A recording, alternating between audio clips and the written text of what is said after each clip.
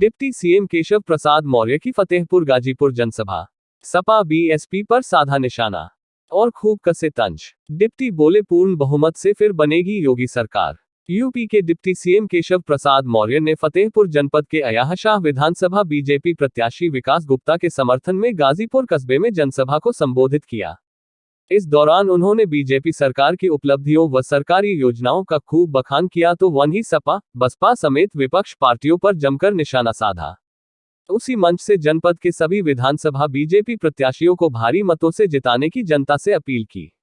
केशव प्रसाद मौर्य ने कहा, विकास की गंगा बहाना भाजपा का कर्तव्य है और प्रधानमंत्री जी गरीबों के मसीहा है, जिनको सिर्फ गरीबों, किसानों व माताओं बहनों की चिंता रहती है।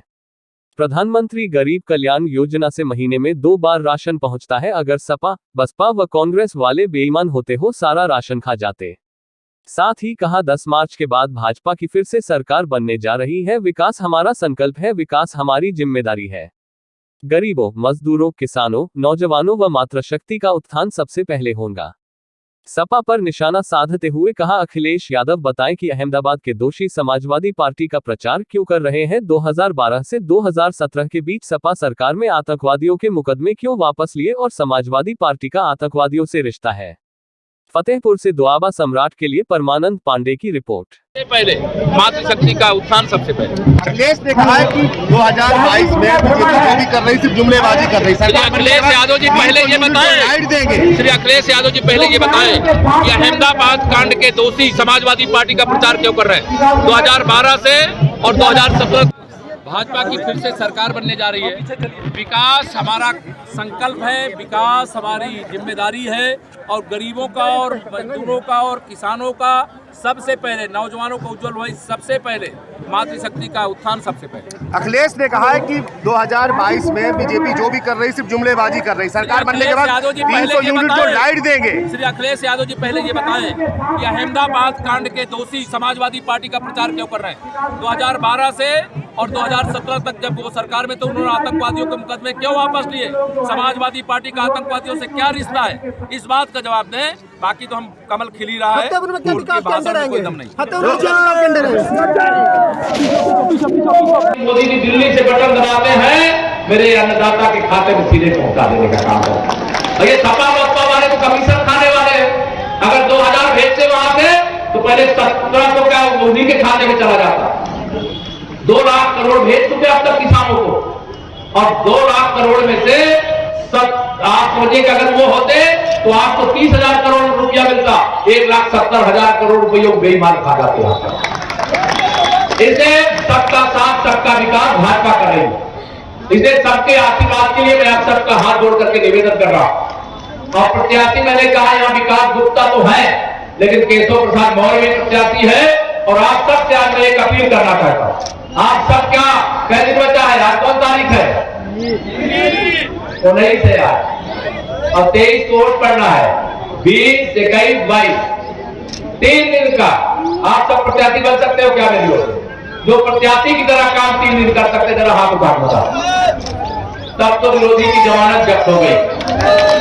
साइकिल के बंगाल की खाड़ी में उसको भेजने का जो काम है वो आप सब करोगे और मुझे पूरा विश्वास है इस जनपद की हम सब अयाहशाह सहित सभी 6 सीटें जीत करके उत्तर प्रदेश में 10 मार्च के बाद फिर से भाजपा की सरकार बनाएंगे, जिससे फिर ये जो सुविधाएं आपको मिल रही है, ये सुविधाएं मिले ही नहीं, आगे भी बढ़ करके मिले। और यह भाजपा ही कर सकती है, कमल का फूल ही कर सकता है। क्योंकि विकास हर काम के लिए पैसा चाहिए, लक्ष्मी जी चाहिए। और लक्ष्मी जी साइकिल में बैठ के नहीं आती है, हाथी में भी बैठ के नहीं आती है, हाथ के पंजे में भी बैठ करके, वो कमल के फूल पर बैठ करके आती है। इसे कमल का फूल मिलाओ, खुशहाली लाओ, विकास पाओ, तो आपका हक है। हर बेईमान को बीच से निकाल करके आप तक पहुंचाने का काम करेंगे। यही निवेदन करके आगे मेरी सभा है। मेरे सहयोगी मुझे पर्ची पकड़ा गए कि लेट हो रहा है, तो मैं आप सबसे क्षमा चाहते हुए 10 मार्च के बाद कोई समय निकाल करके, बहुत पवित्र स्थान है, मैं देख रहा हूं कि यहाँ पे मंडप भी बना हुआ है, यज्ञ स्थल भी बना हुआ है। आगे कभी कोई कार्यक्रम बना करके आप सबका आशीर्वाद देने के लिए मैं फिर आऊंगा। लेकिन मैं इतने वादा लेके जाना चाहता हूं, वोट मुझे कर्ज के रूप में दे दीजिए। वोट क्या, किस रूप में? कर्ज के रूप में दीजिए। और विकास तो है ही है, और मैं ब्याज के साथ विकास करके उसको चुका देने का काम करूंगा। कि आप सबको विश्वास दिलाता। और आज से 3 दिन का समय पूरा का पूरा कमल खिलाने के लिए सब लोग लगाओगे। आपकी होली पर मेरी माताओं बहनों, माननीय प्रधानमंत्री मोदी जी ने कहा है, मेरी माताओं बहनों को होली से जैसे दूसरी पारी सरकार की बने, साल में 2 बार, एक होली पर और एक दिवाली पर भरा हुआ गैस का सिलेंडर मेरी माताओं बहनों को पहुंचा देना। यह भी आदेश दिया। बहुत सारी बातें मैं बता नहीं पा रहा हूं, जल्दी है, इसे क्षमा करेंगे। कमल खिलाइए। यही आप सबको एक बार फिर से चरण छू के प्रणाम करके अपील करके आप सबका भारी आशीर्वाद होगा और विरोधियों की जमानत जब्त होगी और रिकॉर्ड नोटों से हाथ आप विजय बना करके भेजने का काम करेंगे। इसी आशा और विश्वास के साथ आप सबको बारंबार प्रणाम। दोनों हाथ उठा करके बोलिए जय श्री राम। आपसे एक और अपील मैं करूंगा, क्योंकि फैजाबाद में 5 और विधानसभा सीटों पर हमारे प्रत्याशी चुनाव लड़ रहे हैं, जिसमें जहानाबाद से श्री राजेंद्र पटेल जी लड़ रहे हैं, बिदकी से हमारे सहयोगी अपना दल के श्री जय कुमार जैकी जी लड़ रहे हैं, सदर से श्री विक्रम सिंह जी लड़ रहे हैं और हुसैनगंज से श्री राघवेंद्र प्रताप सिंह जी लड़ रहे हैं, खागा से श्रीमती कृष्णा पासवान जी लड़ रही हैं।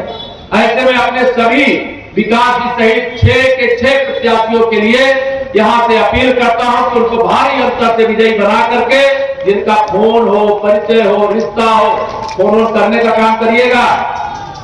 यह आप सबसे निवेदन करते हुए सबको जिताने का अनुरोध करता हूं। और यह मेरे लिए तो आप जानते हो, मैं तो कौशाम्बी और फतेहपुर में कोई दूरी है क्या? अब आपकी बात तो पार्टी ने मुझे भी सिरातू दिला दिया है। तो आप ये ध्यान रखना, उधर आपका डिप्टी सीएम अगर केशव प्रसाद बैठा है तो विकास गुप्ता को भी डिप्टी सीएम से कम मत समझना। ध्यान रखना है, जो भी काम होगा विकास की गंगा बहाना यह भारतीय जनता पार्टी का संकल्प है। और जब आपने देश का प्रधानमंत्री माननीय नरेंद्र मोदी जी को बना दिया, जो गरीबों के मसीहा है, उनको तो लगातार एक ही चिंता रहती है, मेरी माताओं बहनों का, मेरे गरीबों का, मेरे किसानों का। अभी आए थे प्रधानमंत्री जी, आप में से नहीं जानता कौन कौन गए थे।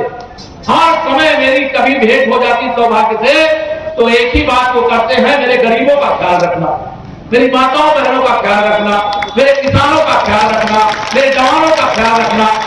यह निर्देश देते हैं हमको। और जब वे निर्देश देते हैं तो मैं भी गरीबी से निकल करके ही सार्वजनिक जीवन में आज उत्तर प्रदेश का उप मुख्यमंत्री हूं। तो मुझे गरीब का, जब हमारा सबसे बड़ा नेता जो गरीबी का सबसे बड़ा संकट